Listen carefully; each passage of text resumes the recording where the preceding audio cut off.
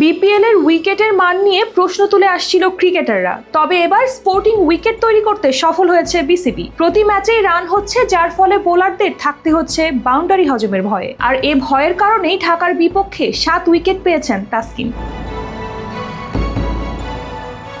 ঢাকা ক্যাপিটালসের বিপক্ষে বল হাতে আগুন ঝরানো বোলিং নিয়ে তাসকিন মজার ঘটনা খুলে বললেন। দুর্বার রাজশাহীর হয়ে খেলা এই পেসার ম্যাচ পরবর্তী সংবাদ সম্মেলনে বিষয়টি সামনে আনেন।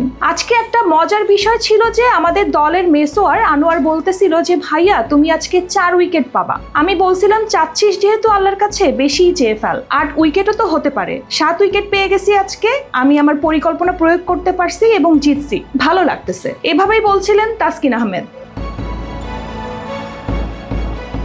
4 ওভারে 19 রানের বিনিময়ে ক্যারিয়ারে প্রথমবারের মতো 7 উইকেট নেন তাসকিন। সব ধরনের স্বীকৃত টি-20তে এক ম্যাচে সবচেয়ে বেশি উইকেট শিকারী বাংলাদেশি এই টাইগার পেসার। ইতিহাসে মাত্র তৃতীয় বোলার হিসেবে এক টি-20 ম্যাচে 7 উইকেট নেওয়ার কীর্তি দেখান বাংলাদেশের এই গতি তারকা।